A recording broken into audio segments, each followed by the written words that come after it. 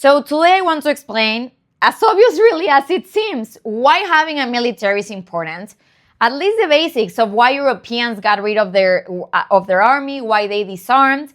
I also want to take a deeper look at the economics in Europe and the cultural issues that Europe is facing, because they have none of the requirements to fight a war. They are military weak, they are economically weak, and they have a very broken social fabric, very weak culture, all of which are necessary to fight and successfully win a war. So they are not ready for a war. They should not be engaging in war. A lot of things need to be reformed for Europe to become powerful and strong again. So that's what we will be taking a look at today. I hope you guys like it, and let's get into it. Now, before we dive in, I want to share with you something I learned when I was working at Goldman Sachs, both as a trader and as a strategist. I got to cover both Trump's first term and Biden's term. And the thing that I learned was that 90% of the coverage on Trump is negative, with the exception of maybe Breitbart until recently and Fox News. Everything else, like Bloomberg, Reuters, every other media network has 90% negative coverage on President Trump. So everything he says, everything he tweets, everything he proposes, everything is wrong. And I share this because we are now living in one of the greatest, really, I told you so moments in history.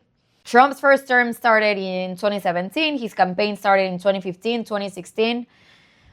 I don't know if you guys remember, but one of the first things, or one of the main things that he ran on his first campaign, his first term, was NATO. It's been over 10 years since Trump has been telling Europe and NATO countries that they need to ramp up spending, that they need to build up their military, that they're incredibly weak, and that they are at the mercy of Russia. And all the media was on top of him. The Europeans were freaking out and actually were laughing. I will show you a video of the Germans laughing at him about the fact that Trump was telling NATO countries that they need to ramp up their spending and their military. Now, I believe last week there was a Danish official out there saying how the US is really embarrassing and that they have lost all credibility and they will never be able to recover. The European bureaucrats are talking about how Trump has turned their back on them and how they're alone, and how the US is really not an ally anymore. And then you have also Mark Carney talking about how Canada will now be the greatest ally of Europe, and how everybody's like crying and like, oh, Trump turned on us and the US is leaving us because they hate us. I'm going to read some of the things that President Trump has been saying for the last at least 10 years. So this is a tweet from 2016. Almost 10 years, my statements on NATO being obsolete and disproportionately too expensive and unfair for the US are now finally receiving plaudits. So Trump thought that Europe would ramp up spending 10 years ago. They didn't. Then also Trump, I believe this was 2018, we're also getting NATO countries to finally step up and contribute their fair share. They've begun to increase their contributions by billions of dollars, but we are not going to be satisfied until everyone pays what they owe. And I've been complaining about that for a long time. Again, mind you, this is 2018 and March 2016. Trump, CNN's Blitzer. Do you think that the United States needs to rethink US involvement in NATO? Trump. Yes, because it's costing us too much money, and frankly, they have to put up more money. They're going to have to put some up also. We're paying, disproportionately. It's too much. And frankly, it's a different world than it was when we originally conceived of the idea and everybody got together. And I want to play for you a video. But as the Secretary General and I have discussed, more work needs to be done. We're still waiting on 20 member states to meet their NATO commitments and spend at least 2% on defense. And 2% is a very low number. The number really should be 4%. 2% is a very low number. In particular, Germany must demonstrate leadership in the alliance by addressing its long-standing shortfall in defense contributions. Germany has not contributed what it should be contributing, and it's a very big beneficiary, far bigger than the United States, frankly. So it is the greatest I told you so moment, really, probably in history. They don't have a military. They don't have arms, and they want to fight a war. It is really laughable. And I want to read you a quote by Thomas Sowell that I really think applies here. So it says, "When you want to help people, you tell them the truth. When you want to help yourself, you tell them what they want to hear." Now, this is a perfect example of the relationship between Europeans and Trump. Trump told them the truth. This thing with the military is not the only "I told you so." There is one that is even worse. The energy talk. And here there really has to be some kind of like mental short circuitry going on, because for years, the Europeans have called everybody that tells them something that they don't want to hear Russian assets. So for them, Trump was born being a Russian asset. Even I am now a Russian asset. That's the insult that I'm getting online, that I'm a Russian asset. Sure, with 150 followers, I'm getting my funding from the Kremlin. So anyway, it's not only that Trump told them that they needed to build up their military, but that they were extremely dependent on Russia's energy. And so that at the same time that they were asking NATO to protect them from Russia, they were sending billions of dollars to Russia. And this is, of course, because of their whole net zero agenda and their whole green policy, thanks Angela Merkel. They destroyed their energy sector and they became overly reliant on Russia. And here is Trump telling their German delegation precisely this. Controlled by Russia, because they will be getting from 60 to 70% of their energy from Russia and a new pipeline. And you tell me if that's appropriate, because I think it's not. On top of that, Germany is just paying a little bit over 1%, whereas the United States in actual numbers is paying 4.2% of a much larger GDP.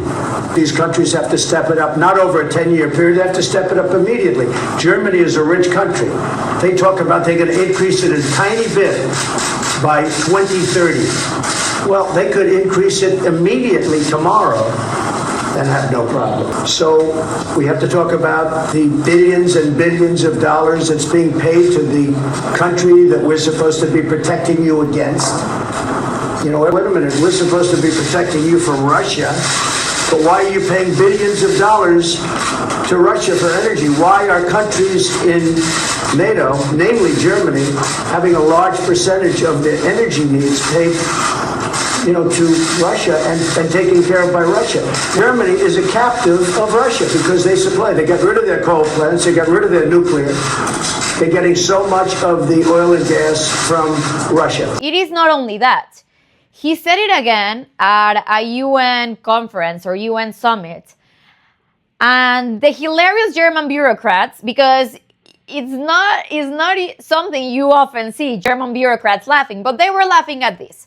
They were respectfully laughing at something the president of the nation that is paying for basically their defense is telling them. So the Germans were laughing at Trump because he's telling them that they're dependent on Russia and that this is problematic. And they're laughing. How many colossal mistakes can the bureaucrats commit? Germany will become totally dependent on Russian energy if it does not immediately change course. It has been the formal policy of our country since President Monroe that we reject the interference of foreign nations in this hemisphere and in our own affairs.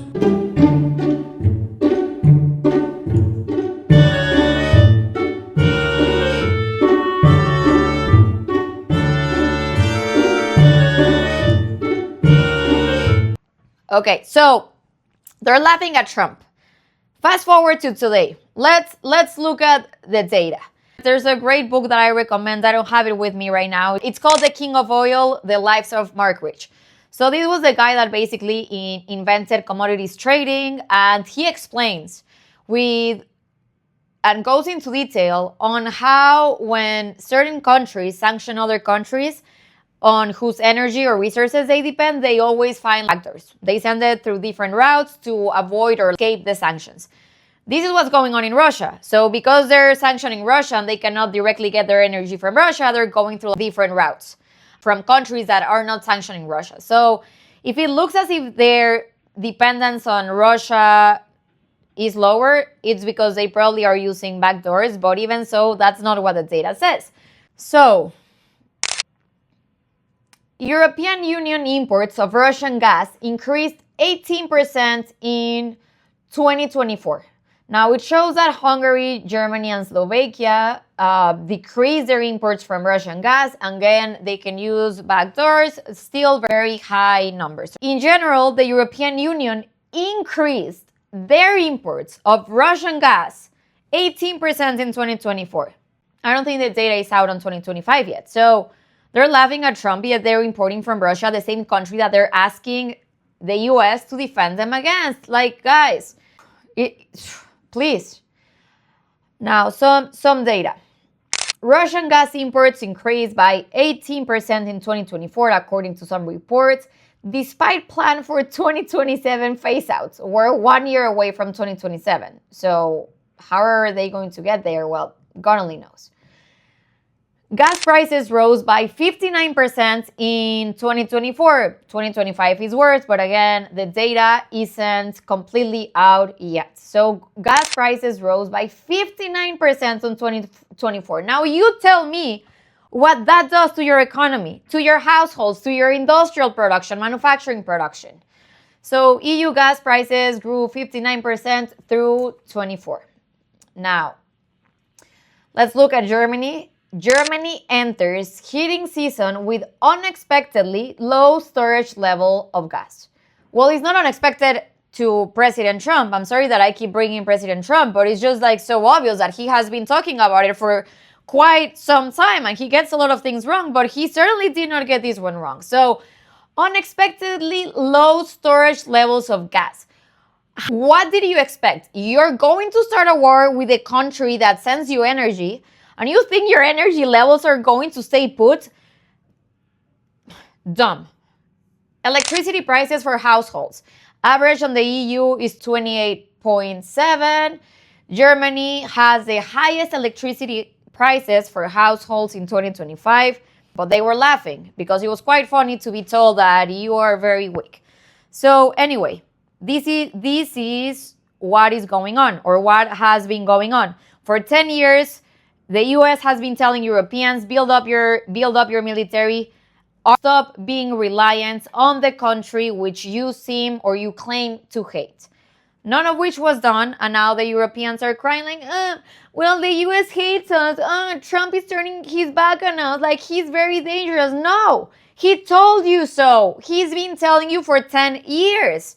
And now the problem is that, like, the US is not exempt from problems. It has a debt to GDP of 100 or almost 30. It's running deficits of 5 to 6%. It has still very high prices. So the US just generally does not have the capacity to keep fighting and funding wars.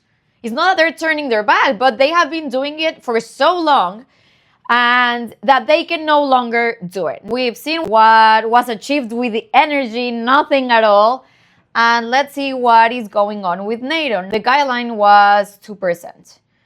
And they increased that, I believe, right, to 3%. So let's take a look. And I want to take a look not at 2024 or 2025, which I will get briefly into, but really 2021, because this is what transpired for the last 20 years. NATO defense expenditure as a percent of GDP. So the US 3.52. This is at the time when the guideline was 2%. So the United States 3.52, UK 2.29, Germany, who is insisting on fighting this war, 1.5, France 2, Italy 1.4, Canada 1.4, Spain 1, Netherlands 1.4. Now, this was 2021. Take a look at numbers right now. So it has been increased. US is 3.22. United Kingdom has increased it to 2.4. Canada to 2. Now, the new guideline is 3%, and this is being generous. Hungary 2. Germany is 2.12. The bare minimum. Poland 4.5. Lithuania, Estonia, Norway, Latvia all above 3. Lithuania and Poland above 4. But Canada 2, Italy 2, so it has been somewhat increased. but 8 years later than what they should have increased it. Like, they're increasing their spending when war is supposedly at their doors. Disastrous. Another colossal mistake by the Europeans, to be disarmed, to have no military. They were told so. I genuinely believe it's very naive to think that the reason why Europeans are so keen on fighting this war is because they truly care about Ukraine. They care about probably Ukraine's resources and about getting their own share of the money that they're sending, because really, Ukraine has long been one, if not the most corrupt country in Europe. So they're sending billions and billions of dollars to a very corrupt country with a very, very corrupt government.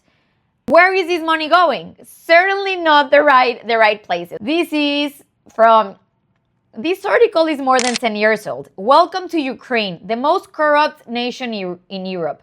Now, this is who they're fighting for. Like, this is where they're sending the taxpayers' money to at a time where they're already struggling economically.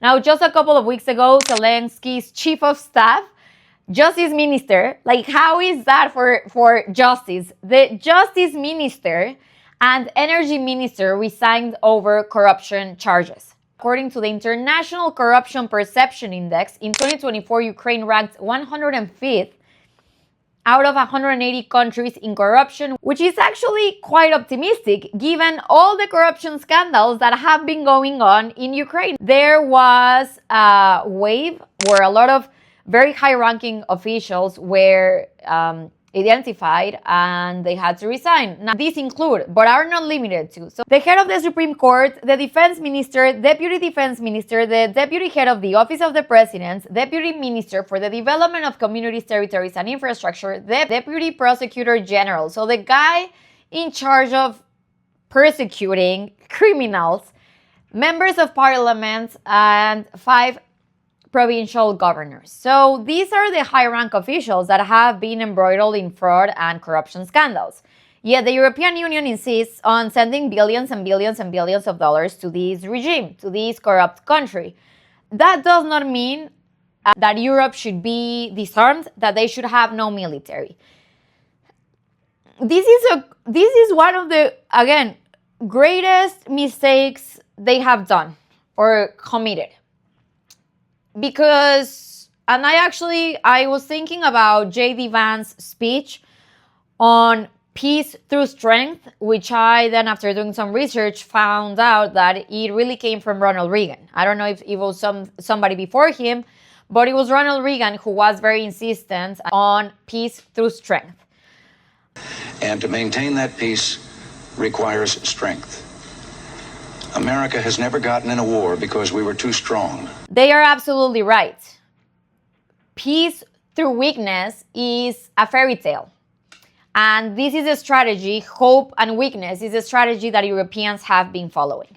So they disarmed and they dissolved their armies because, of course, I am simplifying, because they thought, well, the last world wars were between France and Germany and Italians and the British. So if we disarm these countries, there won't be any war at all. So we won't have any war, which is the reason why they set up the EU supposedly in the first place.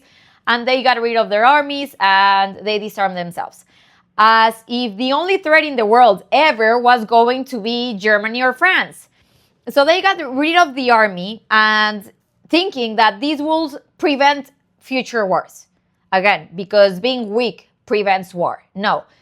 Being weak prevents you from engaging in a war or prevents you from defending yourself. It does not prevent global war.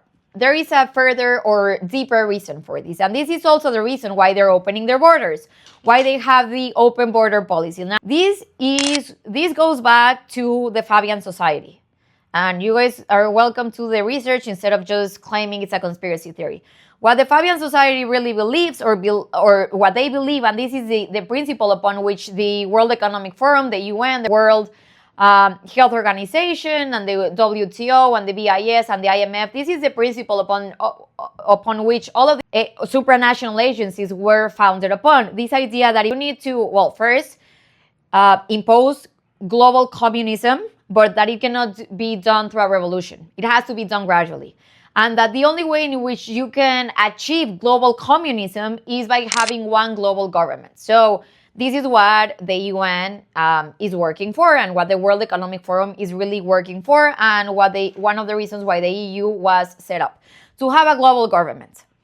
Now, in their idea, their naive, dumb idea, is that if they get rid of borders and they mix all races and ethnicities and nationalities, and they eventually dissolve the borders, we will have one world order and one global government, so that war will be prevented. Extremely naive. First of all, because if you read history, one of the main or most common reasons for war is religion. Or maybe religion is the excuse to engage in war, but religion nonetheless has been a major cause of war. So even if you get rid of borders and you get rid of the militaries, you cannot prevent war if you have different religions around the world, especially because some religions are incompatible with other religions. To one religion, the existence of other religions is a sin, punishable by death. So until you get rid of everybody's religion and you get everybody on the same page of beliefs, culture, laws, you will have war. And John Mearsheimer talks about this. There has to be a hierarchy. You cannot have an anarchical world. You need to have a hierarchy in which somebody rules. Now, the idea that the US, well, really the feminists or the liberals in the US and the EU have, is that if we create one global government and we get rid of borders, the idea supposedly is that we will have a liberal global world. So the way we live in the US or in Europe will be spread worldwide. What if the way they live in Iraq or in Iran gets spread worldwide? What then?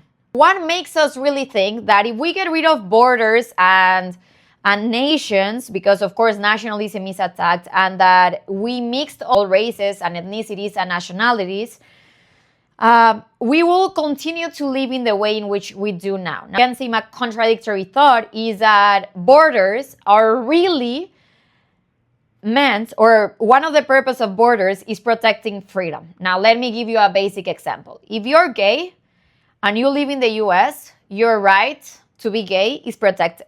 It's not the same if you're in Iraq or if you're in Iran. You just don't make it out alive. If you're in Palestine, you just don't make it out alive.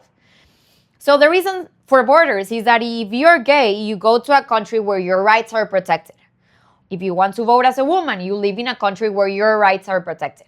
Now, if we get rid of borders and we create this one global government or global policy, there is no way to ensure that our way of living, that our freedom will be protected, which is why we need borders. I need to live in a country where my rights as an independent sort of woman are protected, which is not the case worldwide. So this is a very dumb policy in which these bureaucrats, the people in the World Economic Forum and UN, think that we can get rid of nationalities and have these global governments. And so in the pursuit of that, they got rid of their army and they disarmed, because there is no need. If we get everybody together, there is no need to fight a war. Which again is very naive, because okay, you might not have a war between France and Germany, but what about with the Middle East? Is the Middle East getting rid of their army, of their military? Is China, every country in Africa, is the US getting disarmed? So until you get everybody disarmed, which will never happen and cannot happen, and you can never ensure that it did happen, you are only disarming yourself. So you're weak. There is no way for you to protect yourself. There is no way for you to defend your way of living. There is no way for you to defend your borders, your rights, your values, your culture, which is what Europe did. They said, well, guys, if we disarm, if we get rid of our military, we won't have a war again. Okay, an internal European Union war. What about a war abroad? You have Russia, which is supposed, according to them, their enemy. What about Russia? They're not disarmed. They're not unarmed. They have a military. China has a military. Taiwan. North Korea has a military. So what makes Europeans think that weakness is a good strategy?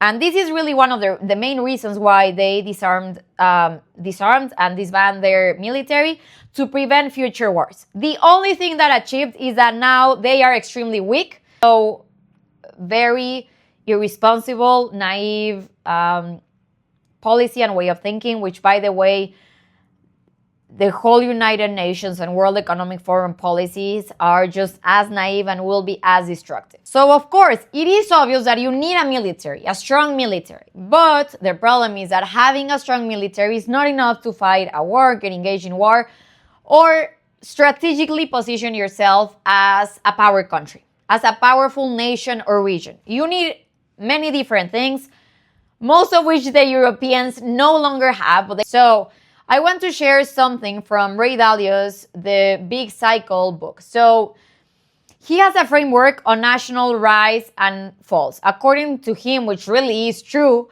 there are certain metrics that can foretell a country's future path. So if they will rise or if they will fall. And according to him, there's 8 key metrics: education, innovation and technology, competitiveness, military strength, share of trade, economic output, so GDP, financial center strength, and reserve currency. Out of these 8 metrics, and I will add some, they only have 2.5, I would say. So they still have a reserve currency. The dollar is still the main reserve currency, but the euro is a close second, although declining. And they also have good levels of education. On that point of education, the point of education is not education only for the sake of being educated, but for translating it into prosperity, wealth, improvement, which is not happening in Europe. They have very good levels of education, which is not translating into prosperity. So the education is not properly designed or aligned to feed the current needs. They still have the reserve currency, financial center strength. They still have London within the EU, I'm including the UK. They still have some financial strength in London, maybe Paris, maybe Frankfurt. But let's go over the other. Innovation and technology. They are against every technological development. As I mentioned in my last video, from 2019 to 2024, they passed 13,000 new regulations. 13,000 new regulations within a span of 5 years. How do you guys think innovation is faring? They have no innovation and they're against technology. Competitiveness, again, no competitiveness. I mentioned the tax competitiveness. They have no military strength, which was another very important metric if you want to be a powerful country. Share of trade is declining rapidly, actually, and economic output, which is GDP. Now, I mentioned in my last video economic output, GDP per capita. The UK's GDP per capita, as in Germany, is at the same levels it was in 2019. No GDP per capita growth in 6 years. 6 years of no growth. France is 2%. The EU in general is around 5.5%. So the European Union, on average, has grown less than 1% over the last 6 years. Another thing that we should really take into account when assessing a country's power or their path is their deficit levels, their public spending, and their total debt to GDP and inflation. Now, so let's take a look. So debt to GDP in the EU has risen drastically. France is at 140, Italy is 150, Greece is 160, I believe. The UK is 105%. The only one that of these major countries is Germany, which has historically been fiscally responsible. Of course, they benefited from trade surpluses and a cheap euro. Well, one leads to the other. Their deficits, they're running extremely high deficits, especially France and the UK, which is really why, well, in this case, why most European bond markets are blowing up. They have extremely high deficits and unsustainable fiscal paths. And they have also a cost of living crisis. So they claim, or the central bank claims, that they got inflation under control, which is very weird because there are protests every other week in Europe on the cost of living. So the government can say whatever they want to say, but people know that there is a cost of living crisis. So they have, again, no economic growth, very high levels of debt, already high levels of spending, declining share of trade, and they have a cost of living crisis. If you're going to fight a war, if you're going to get engaged in a war, you need to be economically strong, especially if you already don't have a military. So if you're planning on building a military and rearming yourself, you need good economics. You need good economics to fund it, to finance it, without plunging your country into hyperinflation or a bond market route or debt cycle, a default really. They don't have this. The Europeans just don't have this. So why do they think that they can fight a war? And this is a military strategy from when you're like in grade school. You know Sun Tzu, if a battle cannot be won, do not fight it. Well, for the Europeans, these fights cannot be won, so they should not fight it. Instead, they should organically reactivate their economies by lowering taxes, by cutting the red tape, by cutting public spending. Oh, because that's another thing that I didn't mention. Public spending.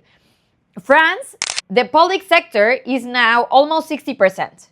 This is a simplified way to look at it. You have 60% of the people working for the government, which really means working for taxpayers, which really can be translated into 40% of the working people are supporting the other 60%. So they want to rearm and they want to build a military, but they have no economic resources. They're economically weak. And this is actually a message for the US, because eventually there's probably going to be a war between China and Taiwan, or this is what geopolitical analysts point at. And Taiwan is an ally for the US. And if the US wants to get involved and defend Taiwan, well, they cannot fight a war with very high prices, with 6% deficit levels, and with GDP, debt to GDP at 140%. So it is a prerequisite of fighting a war that you need to be economically strong. You need the resources.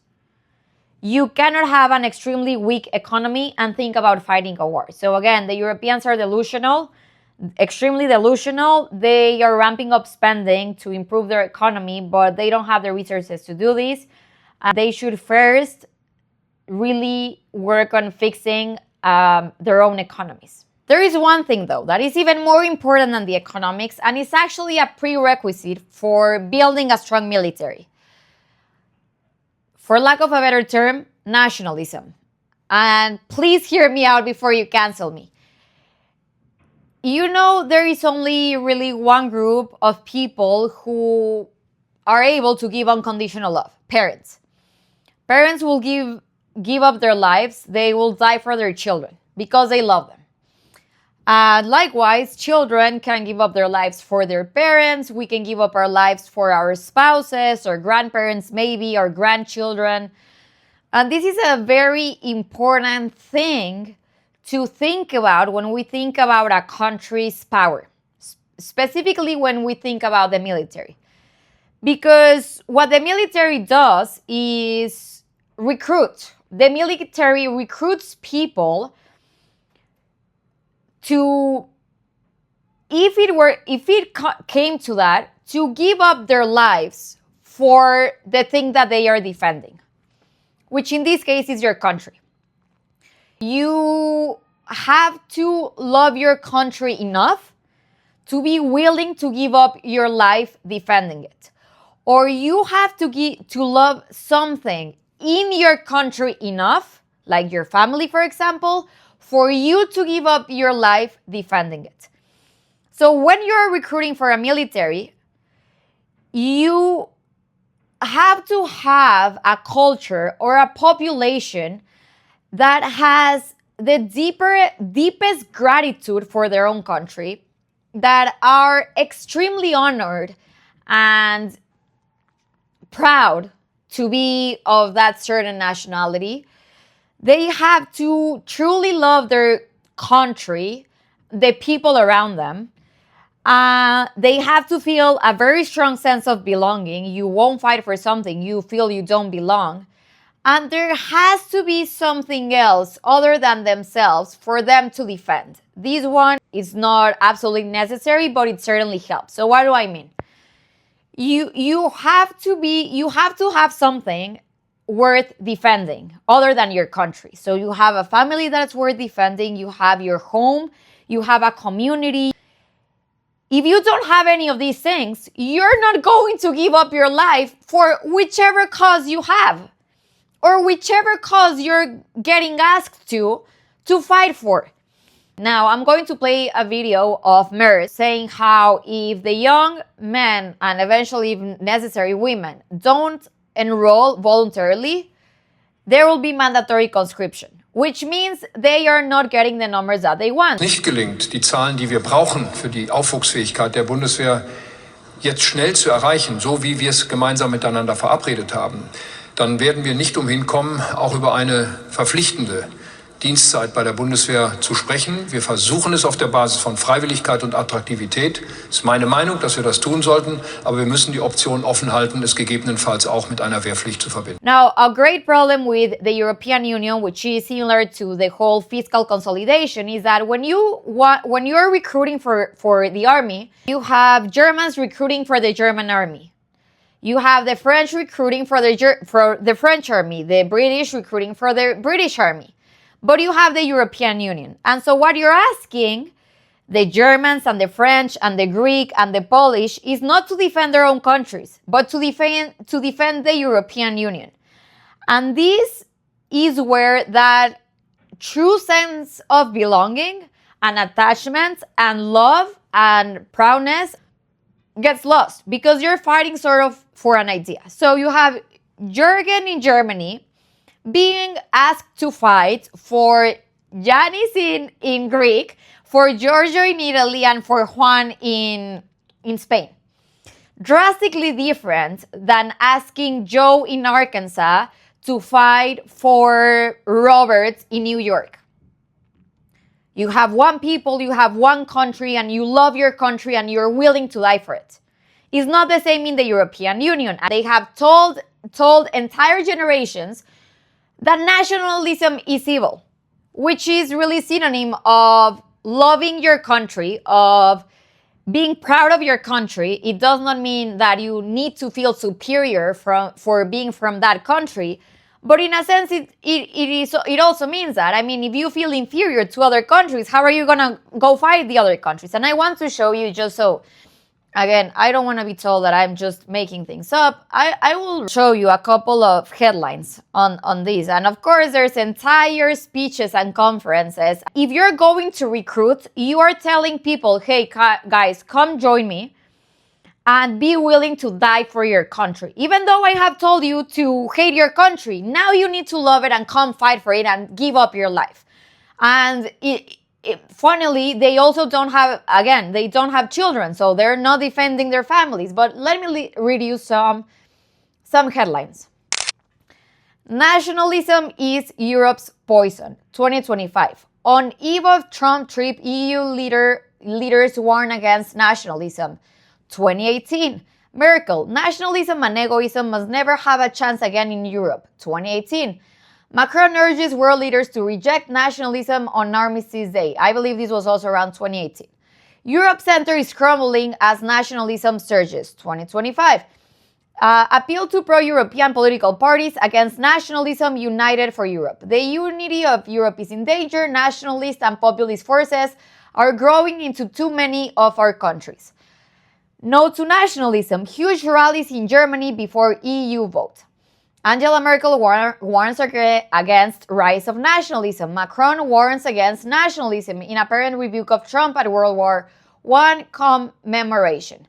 Labor's moral obligation to curtail nationalism. Keir Starmer, our comrade Keir Starmer. Beware the horrible hangover from nationalism. EU leader warns. This article is more than 80 years old. These are some of the headlines of nationalism. So, how on earth, really, how on earth are they going to recruit people to potentially give up their lives in the name of their countries they were taught to hate because of white guilt and white privilege and colonization and oppression and abuse? The same reason why they have open borders. The same reason, because every minority is more important than the white minority, which whites, by the way, are now a minority, but people don't want to accept that. So you have entire generations who have been brought up with the idea that nationalism is bad, that patriotism is bad. They don't understand patriotism. They might love the European Union, but again, they're not going to fight for it because there is no social cohesion. Now, also in Germany, you have Jürgen being told that he needs to enlist to give up his life for Mohammed next door, who won't fight because he's a foreigner. But that is who he has to defend. Like, of course, along with the Germans. So this is the biggest problem the European Union has. Or at least I think so. That the younger generations are unwilling to fight and die for their own countries. Very, very problematic. One last point or thing on this issue of recruitment. In the UK, in 2024, there were 12,000 arrests for hate speech online. The EU passed their Digital Services Act, and they're censoring, canceling, literally jailing people for hate speech. And that is why they just fined Elon Musk or Twitter $140 million. So they're raising extremely, extremely, extremely mentally weak generations. The same with the whole safe spaces here in the US, where if somebody says something that offended you, oh no, like you can just get them fired from their job because they said something that you don't approve of. Ricky Gervais, hilarious guy. He has his own alcoholic beverage brand, I believe. And so he was putting all these very funny ads in London. And they have been taken down. The government did not approve of those ads. So now Ricky Gervais is out there complaining and going on rants on the UK's government because they censor everything. Not to speak, of course, of France, Germany, the Netherlands, every European country. They censor everything. You cannot say you cannot say things because they all get offended and because it's a threat to democracy. And so you have, like in the US with the younger generations, weak generations, soft generations. And you think this generation that gets offended for a tweet is going to go out there to the front lines to fight? They are offended. They get offended at tweets. Yet they are going to go armed into battle. This is a topic for another time, but there is a testosterone crisis in the West. Testosterone levels in men are at all-time lows. Do you know what chemical you need to fight a war? Testosterone. You need testosterone to fight a war. You need extremely strong, agile, aggressive man to go fight a war. But they are not strong anymore because now we're all weak. We cannot say anything that offends anybody else or an insult to anybody else. And we have to be like, especially men, they have to be extremely soft and weak in case they offend women. So do you know what you have? Entire generations of young men with testosterone levels at the floor, A question for feminists. Who is going to go out there and fight your war? Von der Leyen, who's going to fight their war if not the toxically masculine men? You need masculine men to fight a war. But now everybody's soft and weak and we get offended by a tweet. Now, that is on the one hand. On the other hand, the European Union, the bureaucrats, are against risk, are against uncertainty. They cannot tolerate risk or uncertainty. That is why they regulate everything. Everything that moves, that breathes, everything is regulated. Do you know what the biggest risk in life is? Losing your life. You're intolerant to the risk of starting a business, but you're going to run the risk of fighting a war? How do you get that shift in mentality where you cannot take the risk to start a business, but you'll take the risk to fight a war where the loss is your life? You can't. So the entire psychology or philosophy of Europeans need to be drastically changed. You don't get weak men fighting wars. So that is why also levels of recruitment are low. Because, men are now feminine and some are sort of soft.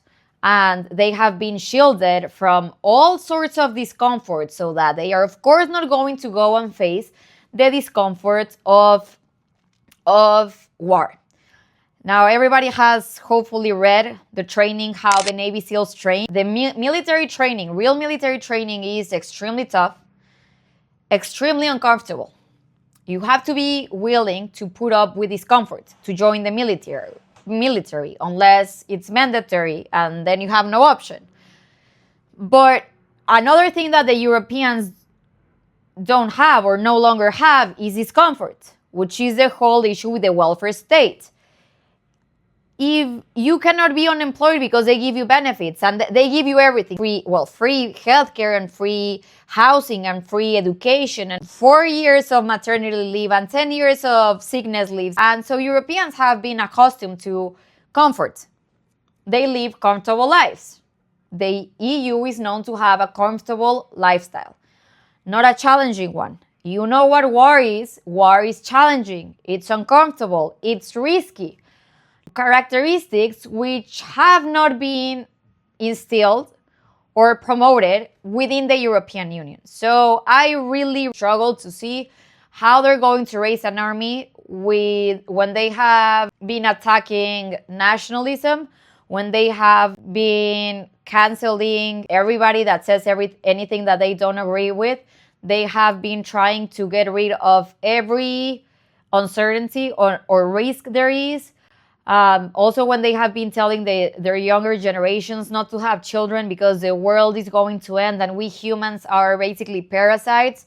So I'm going to give up my life for my neighbor who is a parasite. No, guys. It is obvious that you need these things to build the military, which Europe at the time does not have.